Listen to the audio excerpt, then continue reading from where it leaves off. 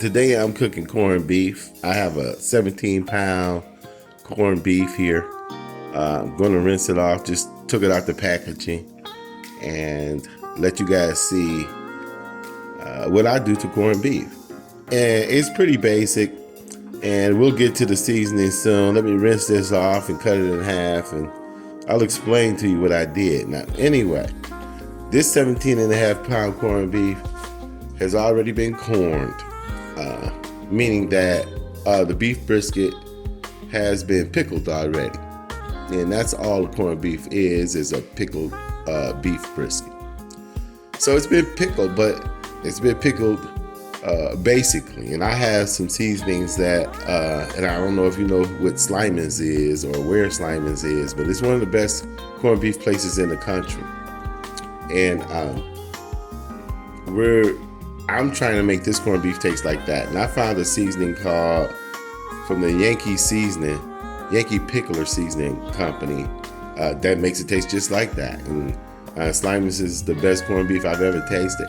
And that's why I've been trying to reproduce it. So we're gonna rinse this off, cut it in half, drop it in this pot over here. A nice big pot. And I have that Yankee seasoning in there, as you can see. And usually what I do is all I really do is just use the Yankee Pickler from Boston Spice. And they also have a corned beef seasoning too. But it has peppers in it, and it's a little different taste. And this one has anise in it, which gives it a licorice flavor that I like. And no peppers in this one. And we're gonna boil this, and I usually put 2 cans of dark lager beer in here also. And it makes a really great corned beef.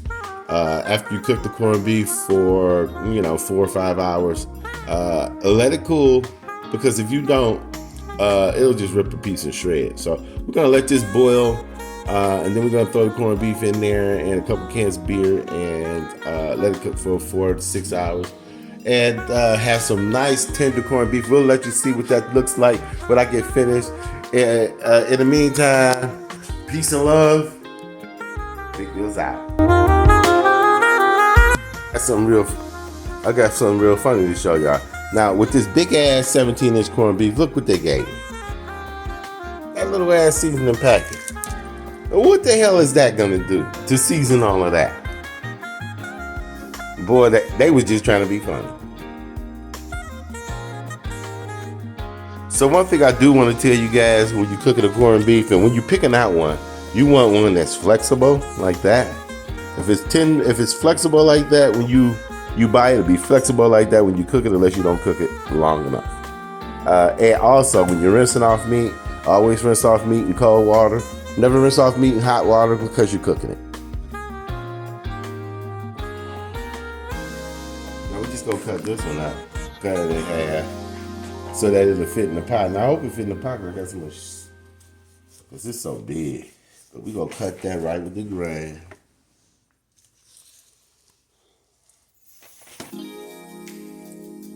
And this right here, it's not about the marbling with the corned beef. It's about the flavor. I mean, it's just a simple brisket, so you don't have to worry. So the marbling is not important, but the flavor is.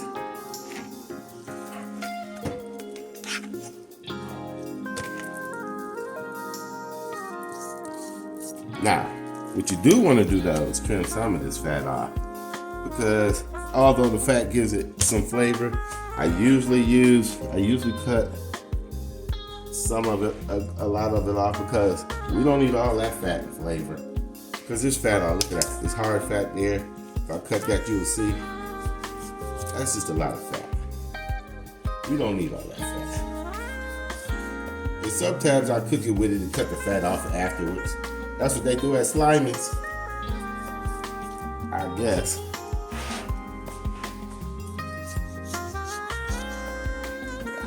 Do that.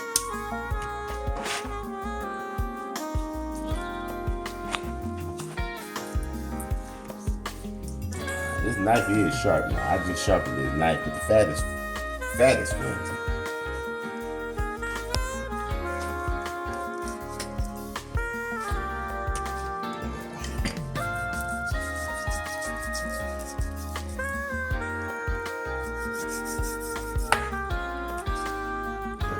So we ain't eating such a fat whole beef.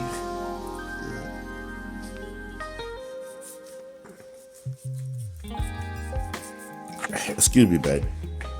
All right, got that one. So we'll take that. And like I said, I leave some fat on there for flavor.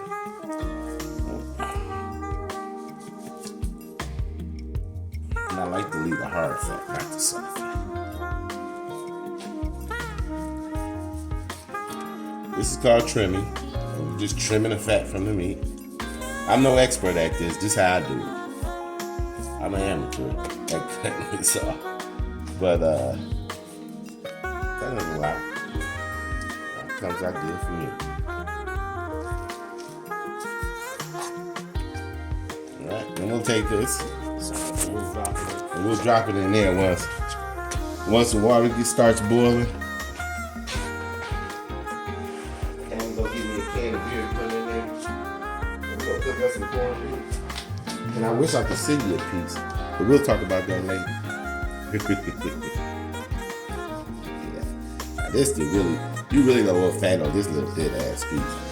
And there's two sections of corned beef on here really. You got this flat brisket side, and then I cuss this out too sometimes. See, I don't like all that fat. Fat's no good. The meat's great.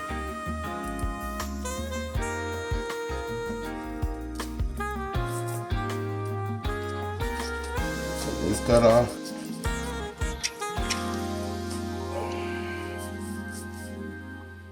No, this one tough fat on there.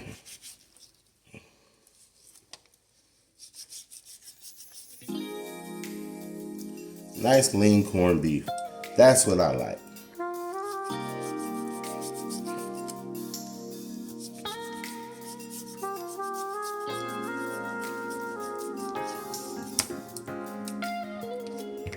Okay.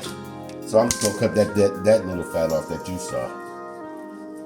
Later on, after this finished boiling, and I got a new smoker coming. I might save one of these and smoke it. We'll see what it smokes like. Maybe I'll cook the big one, or maybe I'll cook the little one and smoke the big one.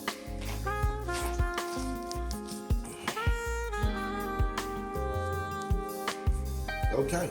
Once the water starts boiling, once the water starts boiling, I'm finished cutting the fat off of this. We'll drop it in there. We'll come back. We'll drop the meat in the bucket. After it's done, we'll take it out. We'll let you guys take a good look at it. You can't have a taste.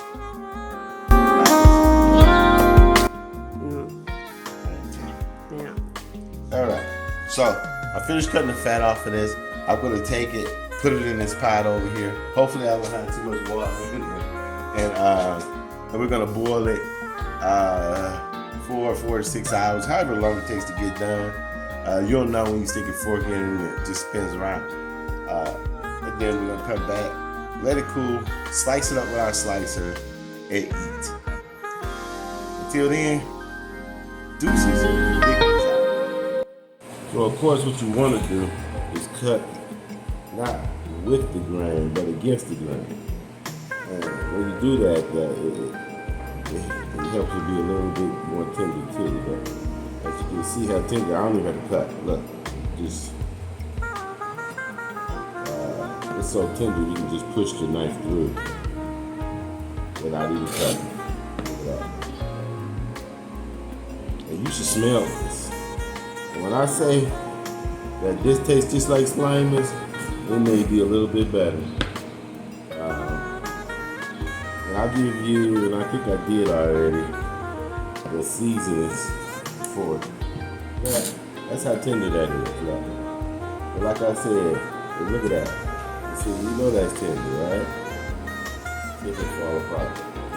Anyway, that's how tender it is. And woo!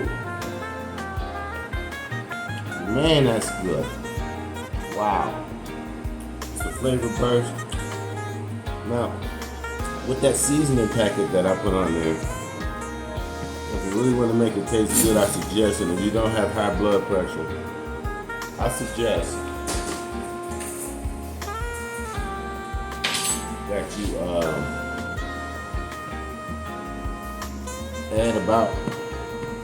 add a little bit of salt to it, and maybe 2 tablespoons of salt to the water. 2 cans of a dark lager beer.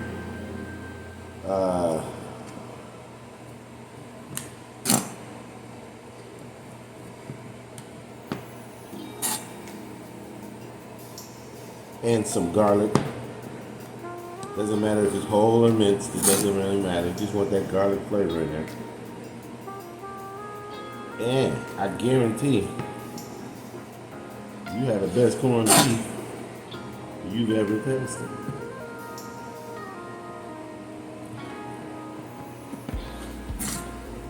That is good corned beef. Look at that. Nice and lean. And this is the thinner side, out of the flat side of the brisket. This took 4 hours to cook, and I'll cut the rest up later. This took 4 hours to cook.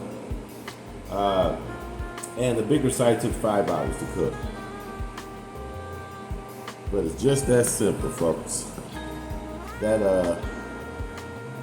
Yankee pickler seasoning from Boston Spice. I can't keep moving around because it don't have rubber feet on it, but from Boston Spice. Some salt,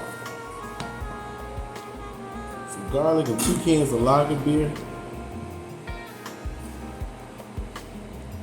And you don't even have to marinate it. Just put that seasoning in the pot. You boil it. You bring it to a boil. Let it boil for like 5 minutes. You drop your corned beef in there. And man, wow. You got the best corned beef in the world. You really like corned beef? If you want to make an impression on somebody with your fabulous corned beef, this will do it. This will do it, ladies and men.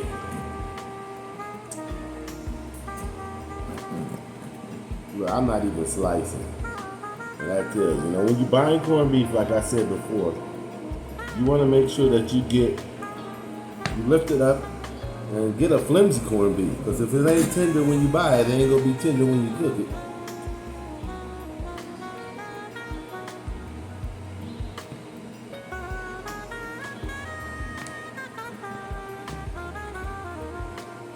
And that's it. My homemade Slimer's corned beef. Look how tender. Deuces and big wheels out. Thanks for watching the video. And don't forget To like, share, and subscribe. Big Wheels out.